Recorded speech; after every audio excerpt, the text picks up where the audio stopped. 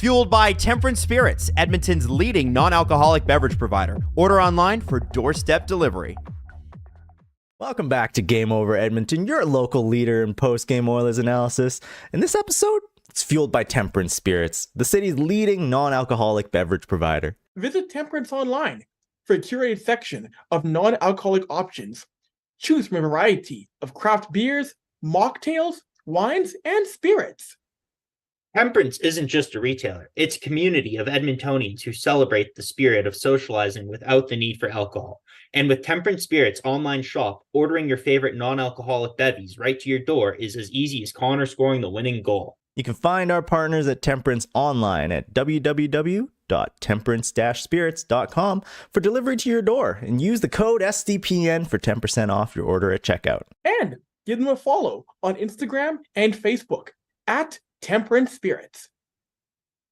The NHL season's heating up, and there's never been a better time to get in on the action. Whether you're looking to hammer home and Leon Draisaitl anytime goal or ride the puck line with the Edmonton Oilers, our partners at Sign Up Expert want to make sure you're ready to sweat your bets with one of the best. Sign Up Expert is hooking up our listeners with one of the newest sports books available in Canada, Betano. Betano is home to some of the best odds when it comes to betting on the NHL and offers unique markets, including virtual soccer and basketball. All you have to do to get started is scan that QR code on your screen or click the link in the description to register and place your first bet. If you thought Jack Campbell ending up on waivers was the best surprise of the season so far, wait until you try Betano. You heard the man. Don't walk, run to check out Betano today. Scan that QR code or hit the link in the description below to get started and start sweating your bets with the best. And always remember to bet responsibly and within your means. Viewers must be 19 plus to sign up for Betano. We're so back. Oh my God, Oilers fans, we're so back. Obviously, it's Dennis and Zach for Game Over Edmonton. Zach. Yeah. Oh my God. Did you think it was over? I'm stunned. I thought it was over. I thought we were going from it's back to it's over. I was seconds away from tweeting out, it just doesn't feel like the Oilers have that magic this year. And Evander Kane took that personally. What a performance. He's been their best forward since the Heritage Classic. It is just unreal. The performance from this guy, the performance from Knoblauch in overtime, going with the unconventional players, like everything we saw. Bouchard was unreal in the last 5 minutes. And this was a game where the Oilers, for the most part, didn't really show up. They were sloppy as hell. They couldn't string together two passes. They couldn't make a zone entry. Seattle's speed was giving them all sorts of trouble throughout the game.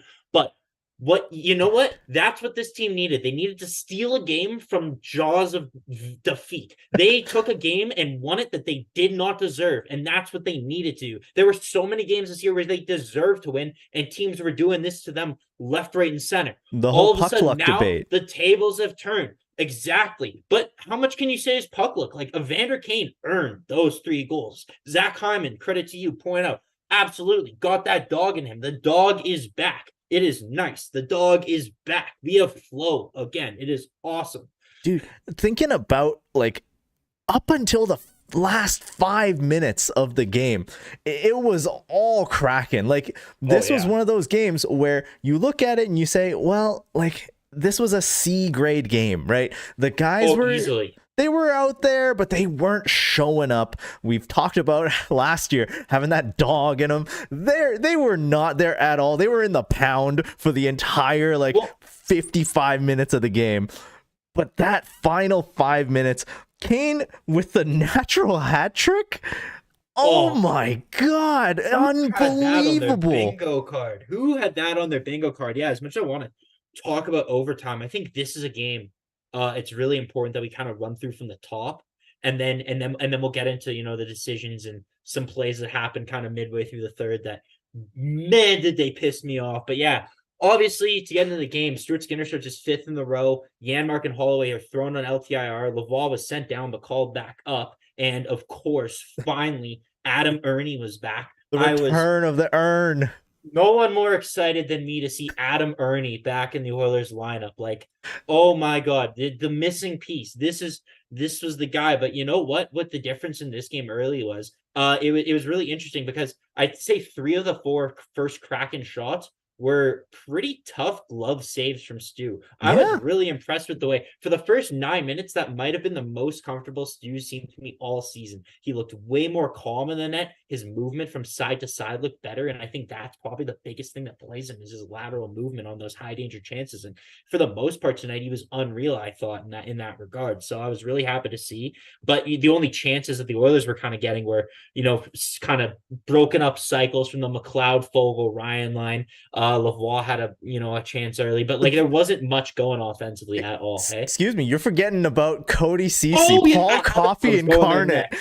Yes. Look, here's the thing, right? Like, it's so funny to see the meme of Coffee and Ceci like being posted on Twitter all the time on the Oilers subreddit, and he's taking it to heart because Cody Ceci had so many times in this game when he was just jumping up on the play. Like, you were used to seeing Darnell Nurse, his partner, right, make that type of play. Ceci was like, nah, I'm doing it myself this time. I need to know what Paul Coffey said. Did he just show highlights and say, do this? And Cody Ceci was like, oh yeah. And then it clicked because Cody Ceci in the last 2 games has had more offensive chances than I believe he's had in the last 3 years in Edmonton. I do not know what's changed. We already got 65 people watching. I see David W, MGD, Dacky, Wise, Kyle, Black Mass, Kara, Sush. All the regulars are in chat, Mikinator. Everyone's talking about the comeback win. Go ahead if you haven't already, hit like. We're just breaking down the first period currently. Thanks for joining us late on this, Wednesday night? Cody Ceci, man, unreal. Think about, like, literally it could be as simple as Coffee going, like, playing tape of when he was playing and going, hey, you can skate, like you could just go up the ice like this. I had to triple check who that was on that partial break. I was so stunned. It just usually Ceci gets to that point and then just dumps it in and goes for the change or whatever, but he just kept going and kept creating. It was unreal. But you know what happened right after that play? It was funny. The Kraken got a 2-on-1 and it was actually a partial break for Yamo, and I was convinced that was ending up in the back of the net. As soon as I heard Yamo's name, that is probably the most stunning thing, more stunning than the Evander Kane natural attribute, that Yamo didn't get a goal tonight on the Oilers. I was sure it was going to happen. Yamo, Larson, like Ebb. I mean, they contributed. Justin right? Schultz, Devin Shore. Devin Shore didn't play tonight. Devin Shore didn't play, but they have a full 50%. 33% of them are former Oilers. It's kind of crazy. But like, honestly, yeah, like this game in the beginning felt like, you know what? I'm gonna say in the beginning it was a little bit more even. The Kraken really took the reins of this game about, I'd say, like late into the first period. And it didn't let up all the way until the last 5 minutes of the third. Obviously, a couple of them you don't really blame Skinner for, right? Like there was the second and third one that the Kraken scored were stoppable, and at that point in the game, he actually was below expected goals. Below 0 in terms of his expected goals. So like you would like a save there. Again, he was coming up big in the first period on those. That's the difference between Stuart Skinner when he's at his best and a truly elite goalie in the NHL. Stu will have these stretches of 35 minutes where he does play really solid, but then he'll just let one in where you're like, come on, or he could have had it. But like in all honesty, on the 1-1-1, McLeod doesn't tie up his guy and it kind of ricochets in off Jared McCann. So you don't blame him there. Yeah. But like the 2-1, the Belmar one tip off the Dunn shot, you're just like, Stu, I get you got that in. Like it's not necessarily a bad one, but if they lost the game, we probably would be going at this harder. But at the end of the day, like with 4 minutes left, also like Stu made a really big glove save towards the end of the game too, right? Like he came up big consistently. So like this is one of his better games of the year. I thought for the first part of the game, he was probably the most confident I've seen him so far. This is obviously his 5th start in the row. At some point, they're going to have to get Pickard in. I can't. And the thing is, their next games are, Tampa, Carolina, Florida. So it's not like they have any easy starts. Like I'm really curious to see what they do with the goaltending moving forward, because they clearly don't have. I mean, I guess I can't say it's a new coaching staff. So they're riding Skinner so hard and keep riding them, man. Keep riding him if he's hot, right? Because I think I like Calvin Pickard as a player. He hasn't been able to contribute. He's just sitting around as a backup. Obviously, way better than playing Campbell, which if we want to talk about that later on, we could. But let's focus on the Oilers game before we start talking about the Condors. Yeah, absolutely. Looking at this game. So I guess when Seattle was up 3-1, according to Travis Sodner in the chat, the Jonas Brothers left the game and then the Magic just took over. Yeah, the Jonas Brothers had to leave. That was the secret. Absolutely. Well, absolutely. Because here's the situation, right? You brought it up. The one that goes off McCann's leg, like you can't pin that one on Skinner. The Belmar one, it's a tip. Like, it's not easy to save, but if you could, that would have been great. That's like a medium to high danger chance. And the last one, when it was just Wenberg, like with all the time in the world in front of him. Yeah, exactly. The goals were kind of, I mean, probably the biggest brain fart on any of the goals. I saw someone bring it up in chat, and it was a good point. I almost forgot about it. Was Adam Larson on the first McDavid goal just overplayed Draisaitl for some reason, left McDavid all alone. He walked in, back in onto Cord. McDavid obviously having that confidence grow each game. You saw a significant, there were probably more McDavid rushes, or at least attempted McDavid rushes would be, that even though Seattle was able to, fend him off or play him to the corner, knock the puck off the stick, like just seeing him skate like that is something we weren't seeing early in the season. So seeing that, and as we go on 5 games from now, 10 games from now, as he keeps doing that, he's going to get more and more effective, because obviously he still is recovering from an injury. So we do have to remember that, even though he is starting to look like his otherworldly self. It obviously is awesome to see. One thing, kind of that second period, though, we touched on the goals, but there was a couple weird things going on in the second period where they kind of just, Jay Woodcroft took over for a bit, and we just got McDry and the line blender came out. Yeah. And we had the Kane Hyman Nuge line, and we had McDavid and Draisaitl with, oh my God, was it Fogel they were with, or was it they were with Gagne? No, I think they were with Gagne for a little bit. Yeah. The line blender was just out. It was right? weird. It was weird. It came and it went, because when the third period came back after the penalty kill, they went back to the normal lines. It was just a really strange way to, like, I don't know why I think it's so weird, but like, he came in, Knoblauch talked about stability within the lines and whatever. And, 2 periods in, he kind of just goes for the blender, but then he goes right back and gets away from it. So I don't know what exactly the thought process was there. I don't know if he just thought, you know what, it's not working, I'm going back to sticking with what's happening. One thing that I do think wasn't working, though, was Sam Gagne on that top line. Yeah. Well, here's the thing, right? Like, Gagne had the shift in the first period when he was with Kane. I think it was, and Kane. Kane got a good chance off. That was a good chance right in front. Absolutely. And but I think that's where Gagne excels. That's where he excels, where he's kind of digging out pucks. He's still able to make a play or two. The foot speed is really the issue, right? Well, and that's why he's better off the cycle, because he's still the smartest he ever was, right? Like, he always has his puck smarts. He's good on the cycle. He's good when he can make a read and take a second. But when you're playing on a line with Ryan Nugent-Hopkins and Connor McDavid, you're going to be playing in transition so much that you can just see there's a point where, he can't get the puck over to Connor right away. And I think this was in the second period. He tries skating it, and it almost looked like, I've started hearing this come again, but like the bees were chasing him from behind. Like, he was just skating with all his might, and he still didn't look quite right, and he ended up going offside. And you can see Connor just be like, whatever. But I don't think he works there. I think it's Connor Brown's spot eventually. The speed, I think that's the key, right? We're waiting for Connor Brown. It should be relatively soon. Like, he's been skating a lot during the practices. There were a couple of issues, obviously. The Oilers, first off, too many penalties. Right, like a lot of them got evened up, but the fact that there were 3 penalties that weren't evened up, that the Kraken actually got power plays on, that's an issue. And more importantly, it just kills all the momentum. Like, anytime the Oilers were starting to get a little bit of energy, a penalty just killed it.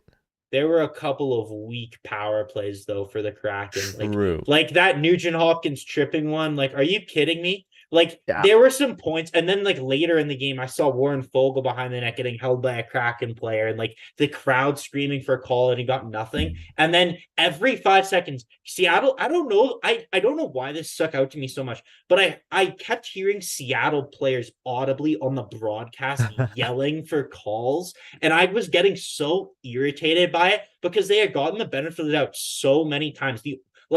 The only one I'll totally agree with is that Adam Ernie hit that came in the third period. That Like, one was bad. what is wrong with you?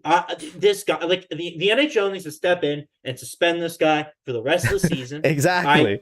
Set a message, send a message, set a precedent right now. It's not acceptable, that play, and I don't stand for that. I don't want that in hockey. He clearly targeted the head, he left malicious. his feet malicious. He was trying to take out Lou.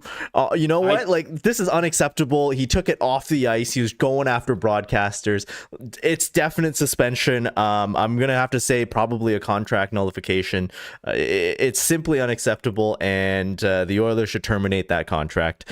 But like, let's be honest, right? You mentioned it. The Nuge tripping call was kind of like weak, a little bit of ticky-tacky sort of call. The Derek Ryan one, okay, maybe. I think that one, the refs knew.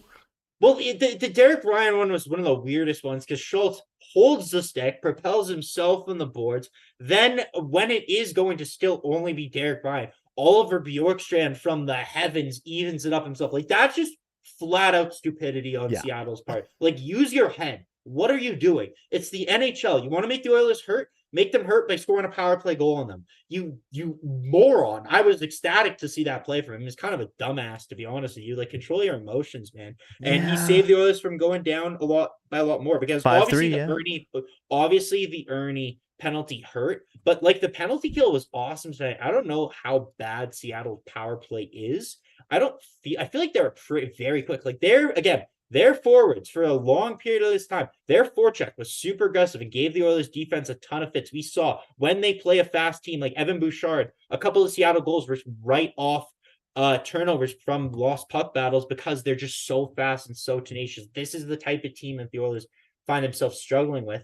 And you know what? The Oilers ended up making them pay. So it was pretty nice to see. It was pretty nice to see. And Bouchard, obviously, even later in the game, like he on the first Kane goal almost single-handedly got RNH to have the game. RNH just missed the wide open net, but Bouchard's a catalyst. Like, what an awesome player, hey? It's so high event, and that's the thing, right? Would you rather watch a team that's like very sound defensively, a New York Islanders type? We win, like, let's pretend that they're winning games. We win a bunch of games by being defensively sound. It's always 1-0, 2-1 games that we win.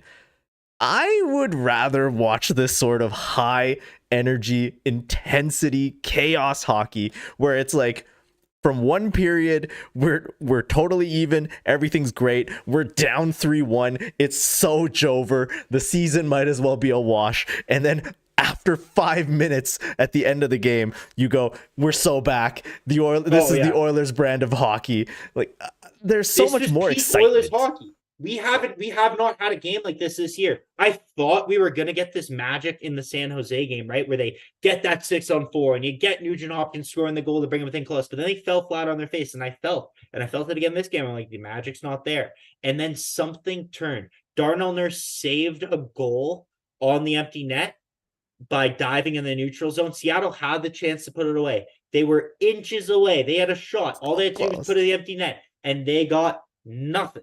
Darnell Nurse came up huge. It goes back the other way, right on Kane's tape, ties up the game, and Belmar is screaming for a penalty off the faceoff. You wouldn't have scored anyway. Shut up. You got the benefit. That's what happens when you get. That's the thing with NHL refs. You get the 5 penalties early on in the game. They're not calling anything later. Just stop yelling for a penalty. Get in the play. This isn't game over Seattle. I don't know why I'm getting so mad at the Seattle players, but it's just such brain dead mistakes. Oh man, Evander Kane was awesome tonight. Leon was awesome again tonight. Like, obviously there were some turnovers and stuff, but like, again, the way Seattle plays defense, like, they're so quick. They're really good in the neutral zone with their sticks. They kind of knock the pucks off, and that kind of was frustrating Connor and Leon off the rush, it looked like, besides that one time Adam Larson just abandoned him. But here's the other thing, right? Like, if you look at the last couple of games in this season, and we're only, what, 12 games in? No, 15 games in. If we look at the last couple of games in the season, there has been a clear defensive struggle with the Oilers, and that's on the transition, right? Like when the opposing team is coming up the ice and they got a bit of speed, the Oilers have had a ton of issues keeping it out of their net. In the last 2 nights, Skinner's been great. The transition offense from Seattle and New York, not as strong. So maybe it's a mix of Knoblauch, maybe it's a mix of coffee, maybe it's just these two teams. Whatever it might be, we got some big tests coming up, right? Like that's gonna be powerful teams on this road trip: Tampa, Florida, Carolina, Washington. Totally, but yeah, we still got to touch on overtime here, Dennis. Oh yes, because still going to say one more time, there's a ton more people watching. We're up to 70 people. If you haven't hit liked already, please hit like. We really enjoy you coming hanging out with us during this game. But yeah, dude, during overtime, what were you thinking when you saw Kris Knoblauch throw Evan Bouchard out with Matthias Ekholm and Leon Draisaitl? It's so weird, right? You look out there and you go, okay, I know Knoblauch probably has his own way of doing things, but this is so unconventional. It goes against the NHL coaching wisdom, right? So if you look at it and you go, okay, he's gonna try his own things. Obviously, Draisaitl and the boys, they're okay with it. They're like, we trust you implicitly. We're gonna go with this, and it ended up paying off, right? Like, other than what happened is Seattle gets the puck, right? And they start doing that puck ragging. They usually, what teams do when they see Connor and Leon on the ice, if they win that faceoff, is they puck rag for a minute and a half until Connor and Leon tire themselves out and they get off the ice. Yeah. But this way, Seattle tries to attack. But because Seattle's attacking, and there's 2 defensemen on the ice, for the most part, the defensive structure was really strong. They were really solid in overtime. Seattle really did not get much. They got some shots from the outside, but they really didn't create the type of quality of chance that we would normally see in overtime. And then Ekholm gets the puck on the boards, double teamed by Seattle, gives it back up. I thought that was our chance. It's over. Ends up Bouchard, wizardry, the way he was dangling the puck in overtime. They get it. They're finally creating. You see them go in the offensive zone, and you see that Ekholm switched out for McDavid. And the Oilers start generating. Draisaitl gets off the ice. Ryan Nugent-Hopkins has a fantastic chance. I was hoping he finished it off. And then the most interesting part about all this is how, okay, we've already seen 2 guys. Now McDavid and Draisaitl are off the ice. So what are they going to do? Woodcroft would usually go with a McLeod and Kane and Ekholm or something just for 30 seconds. Just a rest period. Throw out a tired McDavid and Draisaitl again, because they would play 4 minutes of a 5-minute overtime, right? But what does he do? He does something wild, and I don't know how many teams have done this. He goes the no center approach, puts out Zach Hyman and Evander Kane with Evan Bouchard again. Evan Bouchard dangling. Kane wins the faceoff, and they were just, Seattle players were falling left and right, but it was by the skin of their teeth, but they were still creating, and they were passing, and Hyman fed Kane the cross ice pass and put it in for the hat trick, and it was awesome. Chef's kiss. But the other thing too, right? If you're looking at it, how often do you see the sort of board play, the sort of really hunker down and dig for pucks type of players play overtime? Never, because there's so much open ice and there's so much room for error. You usually don't have those guys out there. But with Kane and Hyman, you saw it work, right? Whenever the Kraken were able to get it into the corner, they were just dogged in there. They had the puck in their skates sometimes, but Kane was able to kick it out. There's so many odd situations in this overtime, and Knoblauch somehow made it work, right? The possession, ever since I think the first minute when the Kraken had a good amount of possession, after that in overtime, it was pretty much all Oilers, right? I don't know if they ever got in. Did the Kraken ever get into the Oilers zone? in overtime. After the Ekholm giveaway, they had their chance. Once the Oilers got the puck back, it did not end up back in Seattle possession. It was all Oilers. The Oilers consecutively ran out 3 lines and just maintained pressure and maintained possession. Every play, like the Oilers, when it gets to like 3-on-3 situations, are just so much more skilled than every other team in the league, regardless of their record up until this point. Like you watch Evan Bouchard, like even you see the skill in the way that he maintained the possession of in the third period with the empty net when Brandon Tanev was pressuring. I don't even know what he did, but man, are we back? Like Evan Bouchard I might be I think it's pretty like I think he's the third best player on the Oilers. Like just the way he can create offensively, like he has the skill from the back end that the Oilers haven't had since Chris Pronger. Like he is one of the main reasons why they won this game. More important than McDavid, I think, in this win specifically isolated. Here's a weird thing about Bouchard, right? There are things you can rag on him about. In the first period, a lot of giveaways, a lot of Kraken like pressure, you can kind of pin on Bouchard. Yeah, totally. And at that same time, as long as Skinner's bailing him out, right? I don't know how many steak dinners Bouch has to buy Skinner, but if he's getting bailed out, the high event Bouchard on the other side of the ice pays dividends.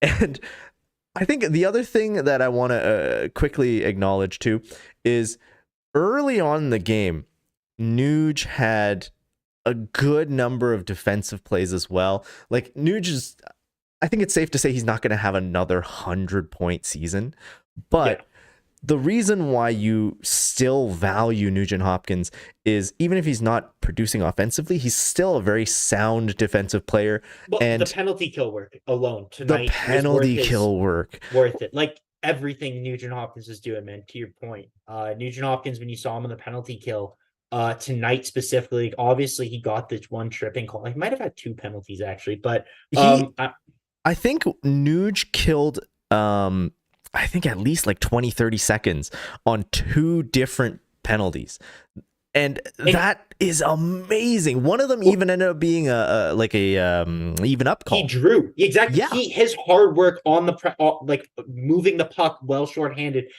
drew the shorthanded call or drew a call for the Kraken to negate the penalty. But his work shorthanded tonight was spectacular. Again, the Oilers penalty kill perfect. Again, this is one thing where Jay Woodcroft Oilers, and again, it's a very small sample size. Woody Oilers, yeah. Exactly. They struggled. But so far under Kris Knoblauch, I believe the penalty kill is 100%. They would have killed off 8 in a row at this point. I believe the Islanders had 3, and then now the Kraken had 5. So the Islanders were bad. Ryan on the penalty kill looked awesome. The Seattle, I thought the penalty kill tonight, it was a little more aggressive. It reminded me more of last year, where last year they were giving up a ton, but the difference is they were first in the league in shorthanded goals, and we hadn't seen a shorthanded goal up until Evander Kane's empty netter last night or 2 nights ago. But now you're starting to see that pressure where whether it's McLeod and when you are pressuring like that, you're drawing those makeup calls. Like we saw McLeod last game and Nugent Hopkins this game, and I believe maybe even McLeod did again today, draw those makeup calls. And it's such a tide turner because you don't have to kill off the rest of the penalty, and then you get those 30 or 40 seconds for yourself to put your best players on and have a chance to get yourself back in the game. Like, yeah, the Oilers, this was not a masterpiece by any means. No. This was Oilers hockey. They came in, they were the second best team pretty much for 55 minutes of this game, and then an Evander Kane natural hat trick stole it. Oilers hockey, baby. We're back. I know it's such a hockeyism, right? But you oftentimes hear them say, we got to play a full 60 minutes. We got to keep, determined on the puck. We got to win when we're not on our game. We got to win when we're not playing our best game. We got to steal hockey games like this. Dude, if this is what it's like, I'm all for it, because it was so much fun watching this game. Even when we were down 2 goals, I still felt like with the way that the Oilers were playing, even if they were getting outplayed, the hope was alive. And during the first 10 games, it was not like that at all. The moment we went down 2, it was over. Absolutely. You know how we know the luck turned, and I want to credit who brought it up in chat first, because I almost forgot about it. I believe it was Black Massacari who brought it up first. But we know what we haven't talked about? The Oilers delayed penalty. They're trying to puck drag so they get a longer power play. And Vincent Desharnais centimeters from putting it into his own net. And you see Zach Hyman go white as a ghost, just so nervous in the penalty box, so unnecessary. Just try to puck drag. But you know what? That's how you know the luck and turn, because 10 games ago, that is in the back of the Oilers. It would have went 100%. 100%. I love, because everyone's looking at Hyman and they're lip reading on Hyman during that clip, right? You look at the official who's sitting, the timekeeper. You see him just go like, ooh, he pulls that like emoji face with the stretched out teeth. Ooh, that could have been so ugly. But yeah, like, it wasn't a perfect game, no. But the Oilers win with their like C-rated effort. Exactly. And that's what you need. That's what you need. 2 more points. You get some more Pacific Division rivals start losing, because they're not going to keep up the same torrid pace. Like the Ducks lose again today. The Canucks are losing to the Islanders today. And obviously it's not going to come, overnight. But I remember, I believe it was last season, honestly, where it was either last season or the season before, but like Vegas was in, wild card 8th place or whatever. They were at 1 point 12 points behind the Oilers, and the Oilers went on their December, 2-15 stretch or whatever, and Vegas made up like 15 points in the standings. And you know what? This Oilers team is capable of doing that if they maintain and build on this. And this is a huge confidence win. Like it cannot be undervalued what this type of win, building on 3 in a row, getting that hat trick, tying it late in the game, winning in overtime, what this is going to do for the confidence in that locker room going into a matinee game against Tampa. Like, this is huge. So we'll see. Look, there's still a lot of concerns, right? There's still the fact that we really don't have a confident number 1 goaltender. But Stuart Skinner's been good. Tonight he had a .917. That's good enough. That's undefeated, great. 907 and above. Undefeated with a 907 or above this year. And there's obviously a little bit of a, I don't know what to phrase it as, but the new coach bounce, right? the dead blank bounce, whatever word noun you want to put in there. But yeah, how long will Knoblauch's invigoration of this team last? Because there were times when we started questioning him in this game alone. Game 2, we were already like, has the Oilers coaching virus taken hold already? Has the McDavid Draisaitl curse, like that situation, already started to infect Knoblauch's brain? And he fixed it later on in the game. Yeah, but that's still a concern too, right? Yeah, I mean, we'll see kind of what goes on. Like, I mean, he went back to the lines and they won. So I imagine he just sticks with that going forward. But like, again, this isn't your normal team that fires a coach. This is not like any team that has fired their coach in the last however long. This is a team with the reigning Art Ross, Rocket Richard, another guy who's won an Art Ross. You have 6 guys capable of scoring 30 plus goals. You have a defenseman who could easily be a point per game.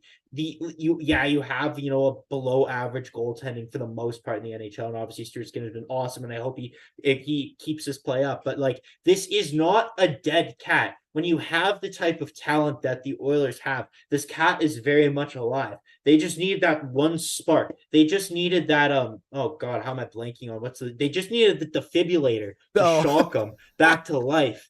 And now that they've been revived, like, they're cooking 3 in a row. When will they stop? I don't know. Maybe they never will. Maybe they just keep winning. Maybe they win out. If they could keep winning games like this, where they don't deserve to necessarily win the game, but obviously we're going to get better efforts from the Oilers. Like, I know Kris Knoblauch is going to say, like, after last game, he said that wasn't a perfect game. I know he's going to sit here and say that this wasn't a perfect game either. I know it's an afternoon game coming up, but I expect the Oilers to be ready to go. again, fired your coach. This is your third game of the new coach.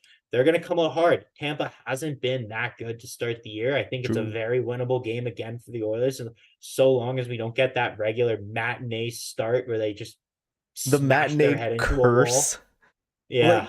Oh man, last year you had to do so many matinee games, and I felt so bad. I was like for 0-8. you. Like, I was unreal. It was just like pain. They blew into St. Louis. They blew into Dallas. I remember they got goalied by Scott Wedgwood last year as well, and I did it alone. And there were just so many painful games. But again, peak was the Anaheim loss at the end of November. It was like 4-0. That was peak.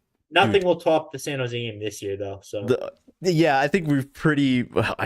God, I hope that we're not going to get anything worse than the San Jose game. But the Columbus game last year, that was awful too.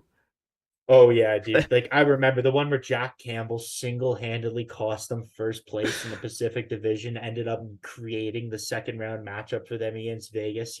Imagine Jack Campbell holds on, doesn't allow like 4 goals on 16 shots. The Oilers hold on to beat Columbus. The Oilers finish first. They play Winnipeg in the first round, so they don't have to get battered and bruised against LA, and it's just one of Vegas or LA they have to face before the conference finals against Dallas, who Vegas steamrolled.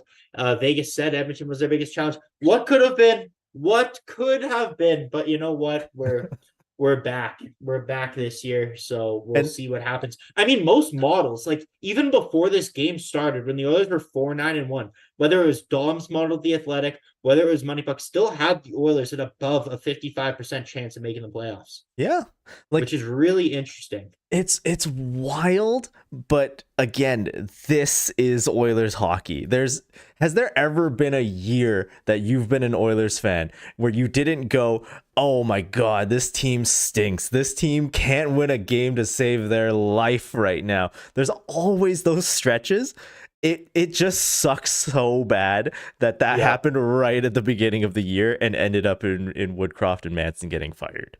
Like, yeah, absolutely. Like that, it's just a confluence. There's always something. It's never just easy. We never get a Vegas just roll through the season like they are right now or whatever. I mean, they've had a couple frustrating losses in a row, but I mean, for the most part, yeah, this game was like a shot of adrenaline, and obviously we're just getting better. The confidence just keeps growing.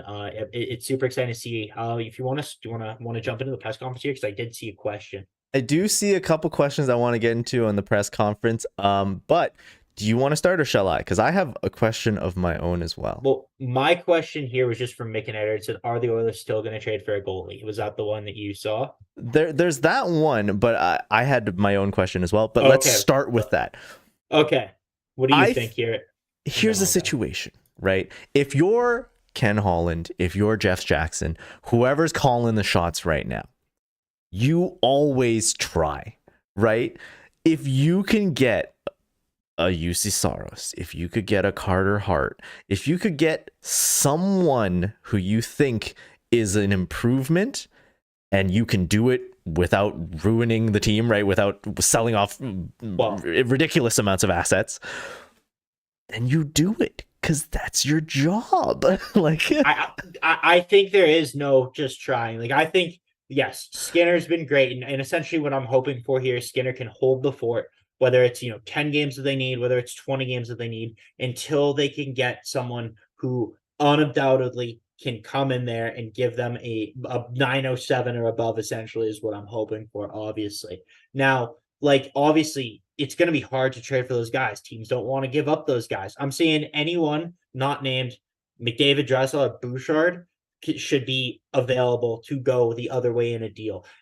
Stuart Skinner's playing good. My biggest fear almost is that the Oilers are going to sit there and say, oh, we were able to keep our powder dry. We don't need to trade for a goalie now. And they end up going in the playoffs with Skinner, who, again, love him or hate him, like, essentially, like, he's good, but, like, you can't trust him in a playoff series. We saw what happened against Vegas last year. I don't want to make the same mistake. I don't want Calvin Pickard to be the backup. I want someone in there. This is the biggest single-hand need for the Edmonton Oilers. You can't, need to be prepared to give up whatever it costs. And multiple first-round picks, multiple guys drafted in the first-round prospects, whether it's Holloway, Burgo, whatever. Like, it should not matter. It should not matter. This is the first, second, and third greatest need on the team. There is no such thing as, oh, the Oilers just escape their own goaltending problems by, Stuart Skinner getting hot. Like, I don't care if Stuart Skinner has a 970 for the next 20 games. You still do everything you can to acquire a legitimate starting goalie. And this is the situation from last year from Las Vegas, right? You had a guy in Logan Thompson. He goes down. You have a guy in Laurent Brossoit. He goes down. You have a third guy in Aiden Hill. And you know what? Sometimes you just can't rely on one guy getting hot at the right time and taking you all the way to the cup. It helps to have these layers, especially in the goaltending position, when again, it's a famous saying, if you have goaltending, it's like 70% of the game. If you don't have goaltending, it's 100% of the game. So absolutely, you have to make these calls.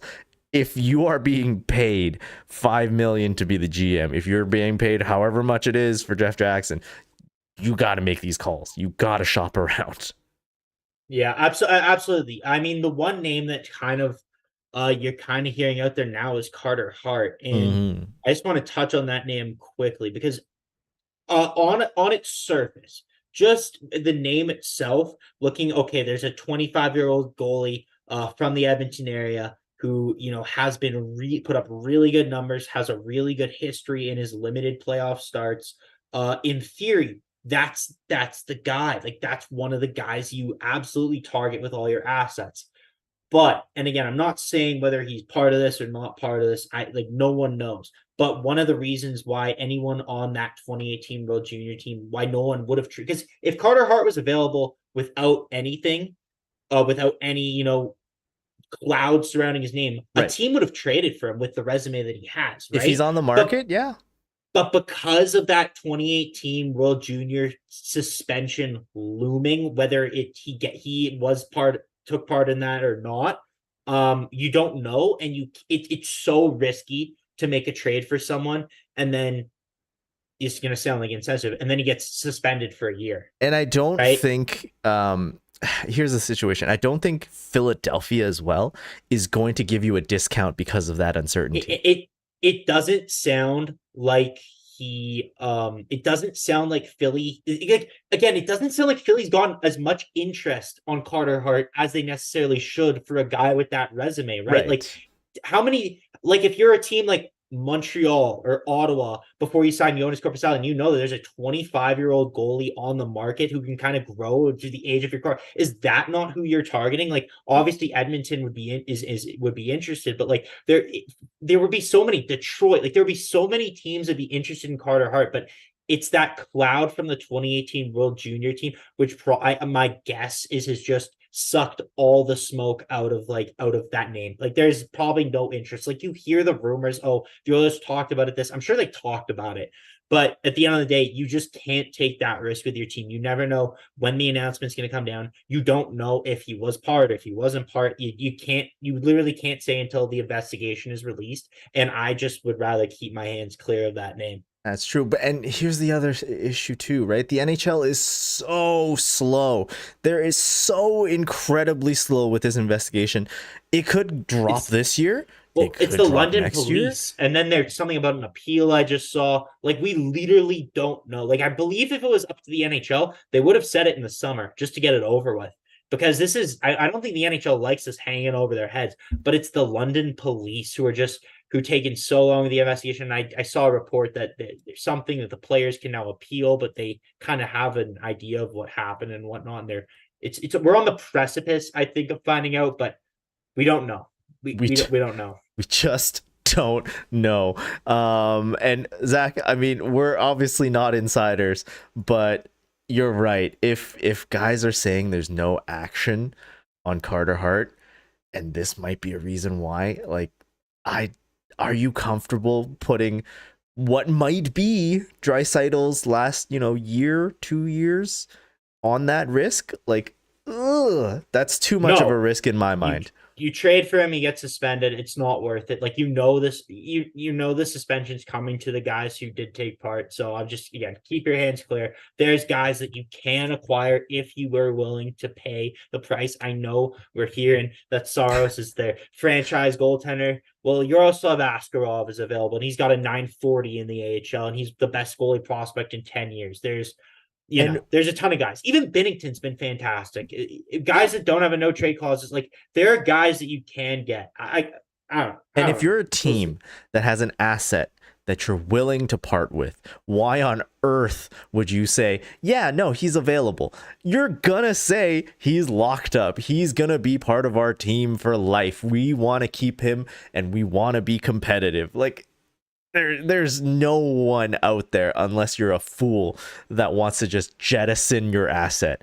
One other question I wanted to get to is the bottom six. We didn't talk about them a whole lot this game, but they have not been good, right? They have a combined, one goal this season so far between McLeod, Fogle, Derek Ryan, Lavoie, Hamblin, Ernie. Let's not count Gagne because he's at a lot of top six time too. Like, out of those guys, they haven't been producing on the score sheet. And we're kind of running low on people you can call up. There's a couple of guys who are out, not healthy right now. There's not a lot of cap space where you can maneuver. Like, how do you think you can fix this bottom six?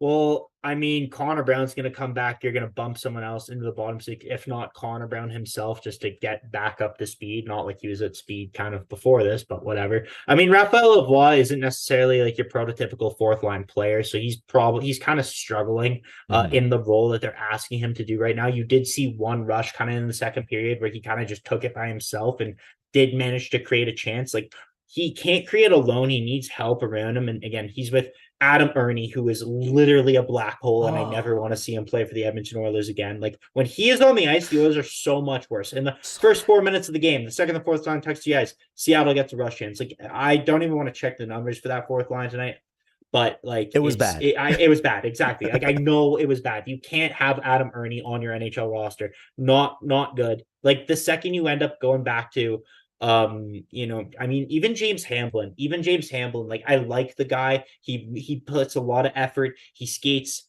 well. He just doesn't have, like, he seems to me more like a tweener, and he doesn't have that extra, like, oomph that can push him over the top to be a consistent fourth line player in the NHL. It really sucks because I do like him and I want him to succeed. But like, someone like Lane Peterson is just so much faster and even a little bit more physical that when he's healthy, I think he comes up here. He can be a fourth line center. He can be really effective. I think there's just that element that's missing. I think when you're missing Dylan Holloway now, who was super physical. I think he led the Oilers in hits. And he also is no slouch offensively. I mean, snake bitten to start the year, but he scored and he was kind of coming on even more as the season progressed, but he's now out for quite a while. So it's going to be interesting to see, but they definitely have to change the element up because especially the third line will get their goals. They will come in bunches, but eventually Fogle, McLeod, and whoever's there, whether it is Holloway in the future, Derek Ryan, Sam Gagne, Connor Brown, they will create. It's that fourth line. Yeah, and I hope Matthias Janmark never touches the ice. I see Shaden mentioned it. Don't forget Janmark. I will forget Janmark. I will. Yeah, like, it's so awful to see Holloway go down again. And again, it's a week to week, so a little bit longer term injury. He was really starting to like hold his own. He was bringing in, is it week to week or month to month? Well, the Knoblauch said week to week. Gregor, I believe, said he was out for like a couple months, and he's on LTIR. So right now, he has to miss minimum 10 games, or I think it's 24 days. I want to say something like that to be on LTIR. But he's not going to be back for a while, so I wouldn't count on him. But like Shaden says, Lavoie needs a 5-on-5 play driver next to him. Like, I'd love to see Lavoie even on a line with Ryan McLeod. Like, just get him a few more looks. He's a finisher. I'd love to see him on a line with Leon Draisaitl, but I don't think that's going to happen anytime soon, unfortunately. But you know what? I think there is a path. Yeah, it didn't happen with Dylan Holloway. I don't think it's going to happen with Raphael Lavoie.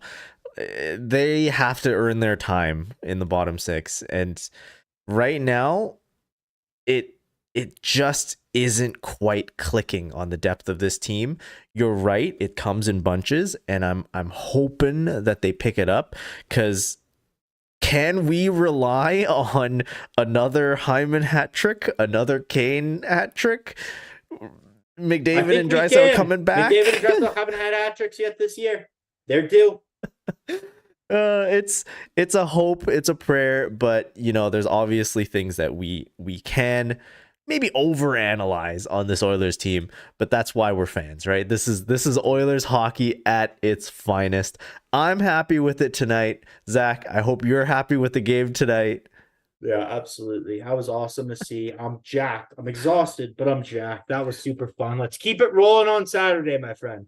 Let's keep it rolling. Saturday, it's the 2 p.m. matinee game in Tampa. Avery will have that show for you after the game is over. And he'll be joined by Jason Adams, also known as Adams on Hockey on Twitter. If you don't follow his stuff, it's great. Let's wrap up the show. Zach, where can they find you? You can find me at ZWheel97 on Twitter. Dennis, where can they find you? At Dennis Lee YEG on Twitter. I got one last presser question, and I wanted to ask it to all of you in oil country. Are we back? That's it for us tonight. Have a good night, y'all. We celebrate an Oilers win. Play La Bamba, baby. Play La Bamba, baby.